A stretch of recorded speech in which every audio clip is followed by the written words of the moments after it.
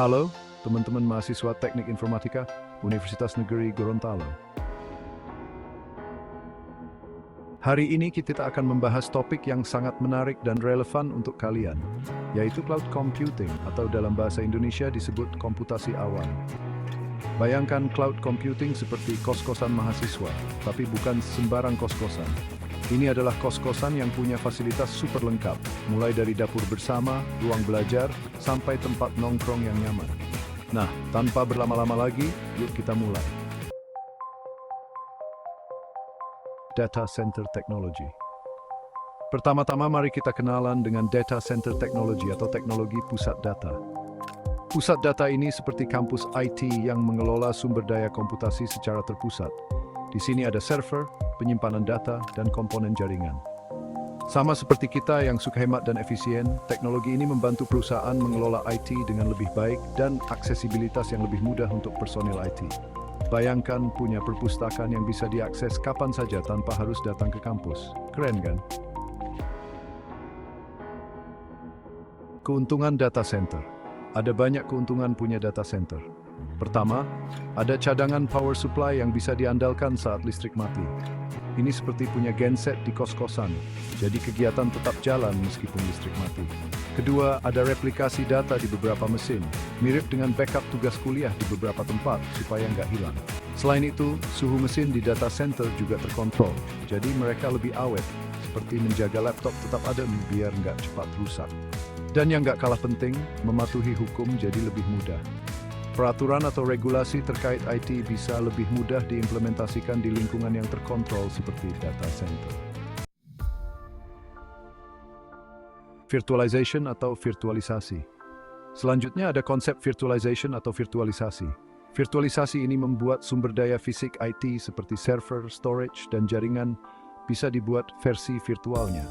Ibarat punya motor yang bisa dipakai virtual, jadi bisa dipakai bareng-bareng sama teman tanpa harus beli banyak motor. Virtualisasi ini memudahkan pengalokasian dan pengendalian sumber daya IT di perusahaan. Automation atau otomasi. Kemudian ada automation atau otomasi. Bayangkan kamu punya asisten yang bisa melakukan tugas-tugas seperti konfigurasi, pengaturan, dan monitoring secara otomatis tanpa kamu harus melakukannya sendiri. Enak kan bisa fokus ngerjain hal lain? Pada bagian kanan gambar ini ada namanya Operating System Based Virtualization atau virtualisasi berbasis sistem operasi, juga dikenal sebagai containerization. Ini mirip dengan menjalankan beberapa aplikasi di satu laptop dengan ruang kerja yang terisolasi. Jadi, meskipun pakai satu laptop, masing-masing aplikasi punya ruangnya sendiri. Nah, di sini kernel atau inti dari sistem operasi berbagi tugas dengan semua aplikasi tersebut. Apa itu kernel? Kernel adalah inti dari sistem operasi yang mengatur segala sesuatu yang berjalan di komputer. Bayangkan kernel seperti pengurus kos-kosan yang mengatur siapa yang pakai dapur, ruang belajar, dan lain-lain, supaya semuanya berjalan lancar dan nggak ada yang bertabrakan. Pada bagian kiri gambar ini ada namanya hardware-based virtualization atau virtualisasi berbasis perangkat keras. Ini menggunakan hypervisor yang memungkinkan beberapa mesin virtual berjalan independen di atas satu mesin fisik. Seperti punya banyak laptop dalam satu laptop, masing-masing bisa digunakan untuk tugas berbeda. Apa itu hypervisor?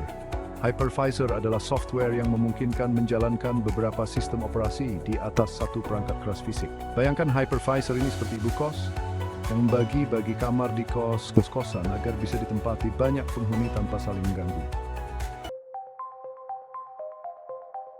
Perbedaan OS-based dan hardware-based virtualization. Virtualisasi berbasis sistem operasi atau OS-based bekerja dengan membuat lingkungan terisolasi dalam satu sistem operasi yang disebut container. Ini lebih ringan dan cepat karena berbagi kernel yang sama dengan host. Sebaliknya, virtualisasi berbasis perangkat keras atau hardware-based menggunakan hypervisor untuk menjalankan beberapa sistem operasi secara penuh pada satu perangkat keras fisik. Memberikan isolasi yang lebih baik, namun membutuhkan lebih banyak sumber daya. Standardization atau standarisasi di data center menggunakan hardware yang sama di banyak tempat untuk menghemat biaya dan memudahkan pengelolaan. Bayangkan punya charger HP yang bisa dipakai di mana saja, jadi nggak ribet. Modularity atau modularitas membuat data center terdiri dari beberapa bagian. Jika salah satu bagian rusak, cukup ganti bagian tersebut tanpa harus mengganti semuanya. Ini seperti punya sepeda yang bisa diganti bannya saja kalau bocor, tanpa harus beli sepeda baru. Dengan Remote Operation and Management, sebagian besar tugas operasional dan administratif bisa dilakukan dari jarak jauh. Bayangkan, bisa mengontrol semua perangkat di kos-kosan kamu dari HP, nggak perlu repot-repot jalan ke sana kemari. High availability atau ketersediaan tinggi di data center berarti ada backup dan keamanan ganda untuk banyak komponen. Jadi meskipun ada masalah, layanan tetap berjalan lancar. Ini seperti punya cadangan laptop kalau yang satu lagi rusak, jadi tetap bisa nugas. Di UNG sendiri kita punya 2 data center, satu di kampus, satu di kota Gorontalo, dan satu lagi di kampus 4 di Bonbolangi. Kalau ada masalah di salah satu data center, yang satunya bisa jadi backup, sehingga layanan IT kampus tetap berjalan lancar. Paling penting adalah security aware design, operation and management, atau desain, operasi, dan manajemen yang memperhatikan keamanan.